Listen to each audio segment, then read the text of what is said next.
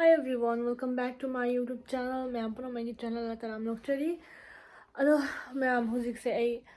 ngasi se ai photo shoot ama lay ba ko polo gi din natre ngasi se dum inafi ga makeup ka gi shoot oidoi ne hadi inafi ilaga oidoi ne ba makeup ki shoot marwaina adum hygiene pot ki look kai ka create to bodo adum ba oidoi ne ado elen gi shoot oidoi ne ngasi namo silchar dai hujik chake chala ne ba ko bisakha ga chamina se ne thon chapai talena तो my मिचे Qayyim तैद्रे I just moisturiser गा sunscreen गा तैरे skin care खत्ता तौरे बको sunscreen खा जाम तैसा लेके गिनो आदि होरेन मेकअप कई का तौसल तैरगा ने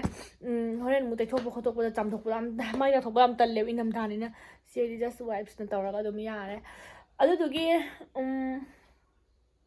आई हुजी लोशन लरे सिंपल दा आई सी फुरी से लगा सी स्टोल अमा पाइसल लेबा को कई नाइदी गाड़ी दा सी खुमरा बे लो जैकेट विकेट लिट तरे अदो yengsi mayam dum ne ngasi gi suchi mu kamai to ba yang halake behind the scene oi doi ni ko thiram ba sak horam phasa thoro bisakha lak pa ngai ai arna khuchai se handak kaim lo shadre sangdana ai video bo phasara number sangdram ni ba handak se ko do adu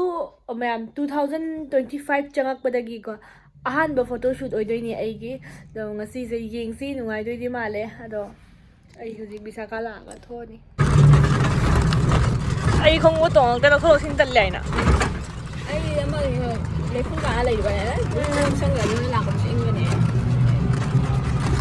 ni hab jong le ta lu ba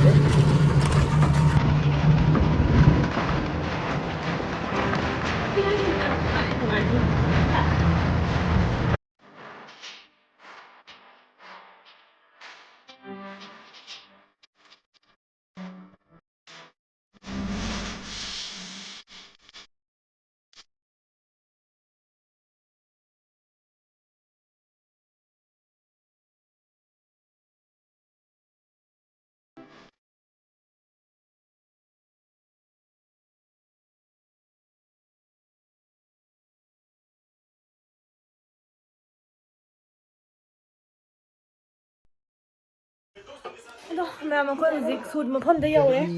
sida moi awal ba phi nung tu na khot na tauna ri ba ko akhoi ngahang le ga phi khan ba gi do yeng ra ni tara hai ibana siga le pa ne video nam de po sida kum daro taro ready 1 2 3 adu thama sida taro ne pacha taro jago sharo jago ne sa jago ne sa Ada nam zang ano? Ito ni dance. ngasi ai di sel roi poloi ngasi gi poloi chiche gi suit ki sele re sidi tai poloi gi ne bako chiche gi lik sele re chiche ma pan da pham ni chilik sinamagi rani ma si set to ne sidi khara phajaba watle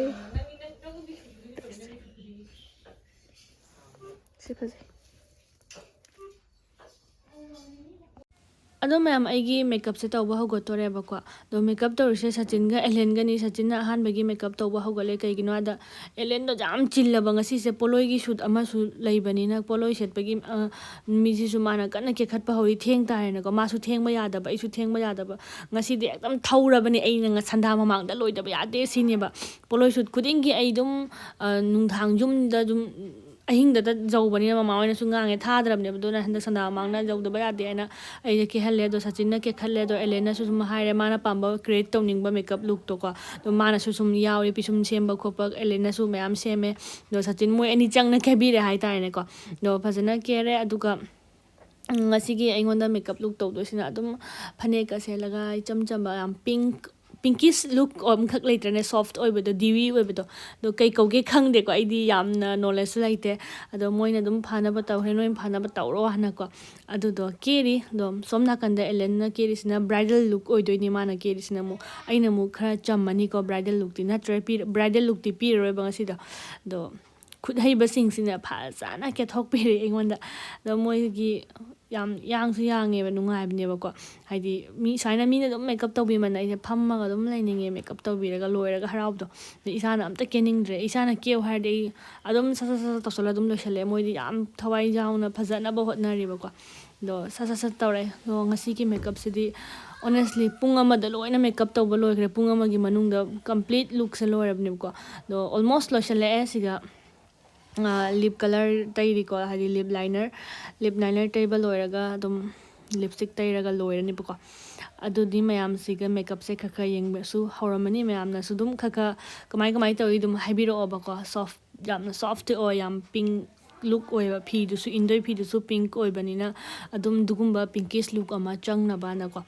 ꯑꯗꯨꯅꯦ ꯑꯗꯨꯒ ꯃꯌꯥꯝ ꯁꯣꯝ ꯅꯥꯀꯟꯒꯤ ꯕ꯭ꯔꯥꯏꯗꯜꯁꯤꯅ ꯑꯃꯨꯛ ꯈꯤꯇꯪ ꯋꯥꯠꯂꯤ ꯃꯥꯏꯁꯤꯅ ꯑꯃꯨꯛꯀꯣ ꯑꯩꯅ ꯍꯥꯟꯅ ꯁꯠ ꯁꯠ ꯀꯦꯊꯣꯛ ꯂꯣꯏꯔꯒ ꯑꯩꯒꯤ ꯁꯨꯠꯅ ꯂꯣꯏꯁꯟꯗꯣꯔꯕꯅꯤꯅ ꯑꯗꯣ ꯃꯥꯒꯤ ꯀꯝꯄ꯭ꯂꯤꯠ ꯃꯦꯀꯞ ꯂꯨꯛꯁꯤꯗꯤ ꯑꯩ ꯚꯤꯗꯤꯑꯣꯒꯤ ꯃꯅꯤꯡꯗ ꯑꯣꯏꯅ ꯍꯥꯞꯆꯔꯒꯦꯕꯀꯣ ꯑꯗꯣ ꯍꯧꯖꯤꯛ ꯎꯠꯂꯛꯑꯒꯦ ꯑꯩꯒꯤ ꯃꯦꯀꯞꯁꯦ ꯑꯣꯜꯃꯣꯁ ꯂꯣꯏꯔꯦꯀꯣ ꯃꯌꯥꯝ ꯁꯤ ꯂꯩꯔꯦ ꯌꯥꯝ ꯁꯣꯐꯠ ꯑꯣꯏꯅ ꯄꯤꯡꯛ ꯑꯣꯏꯅ ꯐꯖꯔꯦ ꯈꯨꯖꯤꯟꯁꯨ ꯄꯤꯡꯛ ꯀꯂꯔ ꯑꯣꯏꯔꯦꯀꯣ ꯑꯗꯣ ꯈꯨꯠ ꯇꯩꯒꯗꯕ ꯋꯥꯠꯂꯤ ꯑꯗꯨꯗꯨꯒ ꯍꯧꯖꯤꯛ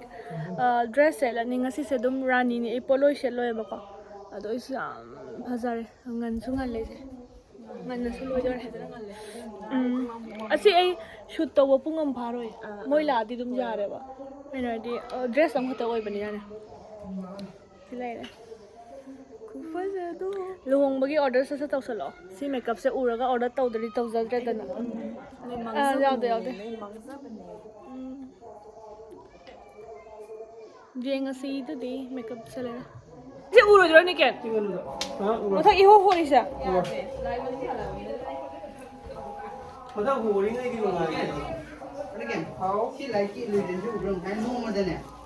ꯐ꯭ꯂꯤꯀꯔ ꯆꯠꯄ ꯁꯝꯅ ꯎꯕ꯭ꯔꯥ ꯂꯥꯏꯠ ꯀꯩꯅꯣꯁꯦ ꯂꯩꯔꯦ ꯍꯧꯖꯤꯛ ꯅꯤꯀꯦꯟ ꯍꯣꯏ ꯃꯌꯥꯝ ꯑꯃ ꯁꯤꯒ ꯀꯦꯃꯦꯔꯥꯒꯤ ꯁꯦꯠꯇꯤꯡ ꯇꯧꯅ ꯈꯣꯠꯅ ꯁꯦꯠ ꯑꯞ ꯇꯧꯔꯤ ꯑꯗꯨꯒ ꯁꯤꯒ ꯉꯁꯤ ꯀꯥꯞꯇꯣꯏꯁꯤꯅ ꯁꯤꯔꯣꯏꯅꯅꯤ ꯁꯨꯔꯒ ꯅꯤꯀꯦꯟ ꯂꯥꯏ ꯍꯔꯥꯎꯔꯤ ꯃꯥꯜꯂꯦꯅꯦ ꯂꯣꯏꯔꯝ ꯆꯠꯈ꯭ꯔꯁꯤꯔ ꯖꯒꯣꯏ ꯀꯣꯜꯂ ꯆꯪꯁꯤꯟꯈ꯭ꯔꯁꯤꯔ ꯃꯥꯟꯗꯞꯇ ꯑꯣꯀꯦ ꯑꯁꯦꯡꯕ ꯖꯒꯣꯏ ꯀꯣꯜꯂ ꯁꯨꯝ ꯐꯨꯊꯈ꯭ꯔꯒꯦ ꯑꯩ ꯀꯩꯅꯣꯗ ꯌꯥꯎꯕꯅꯤ ꯗꯝꯕ ꯒꯥꯔꯤ ꯃꯅꯤꯡꯗ ꯐꯖꯔꯦ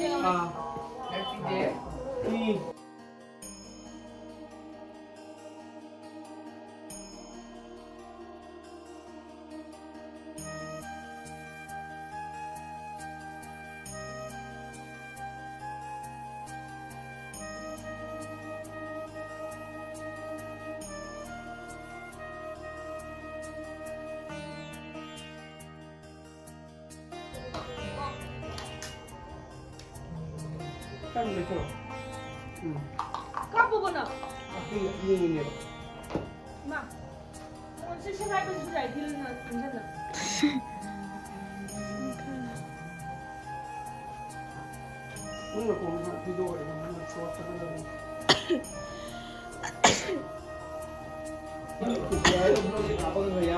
Ada foto Belenda. Ay चादरे इसे वही चादरे दो से चादरे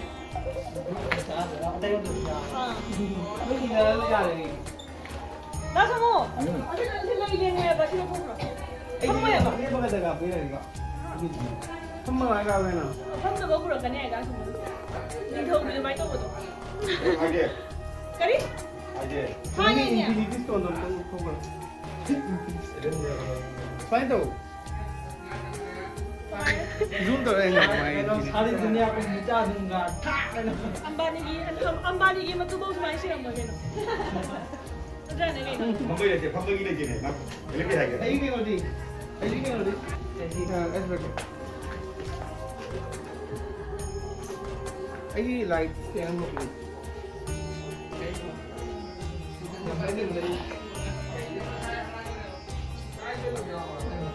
ꯐꯖꯗꯣ ꯉꯥꯎꯔꯤꯌꯦ ꯀꯥꯗ꯭ꯔ ꯀꯥꯗ꯭ꯔ ꯀꯥꯗꯦ ꯂꯧꯊꯣꯛꯄ꯭ꯔꯕ ꯉꯥꯎꯔꯤ ꯀꯥꯊꯣꯛ ꯀꯥꯗꯦꯕ ꯂꯥꯏ ꯊꯥꯠ ꯁꯣꯐꯠ ꯑꯣꯏꯅ ꯑꯣꯏꯃ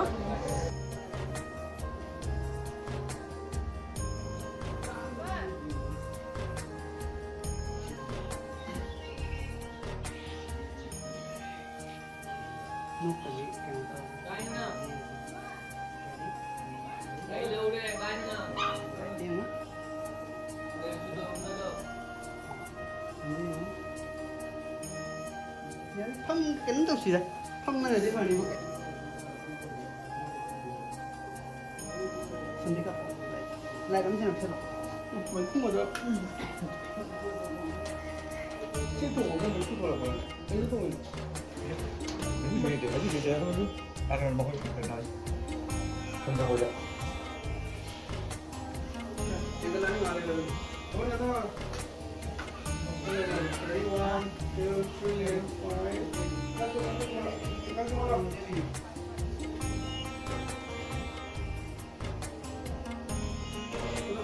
4 Leo like, ready 1, 2, 3. Ready 1, 2, 3.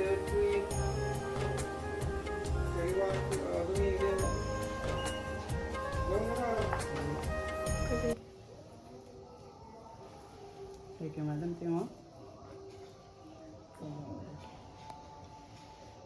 Full lắm lâu. Cái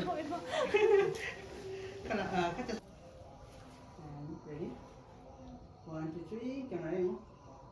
Bây giờ tôi cũng sẽ my phone से करते हैं वो लेकिन कि वो स्मॉल सा लाइट है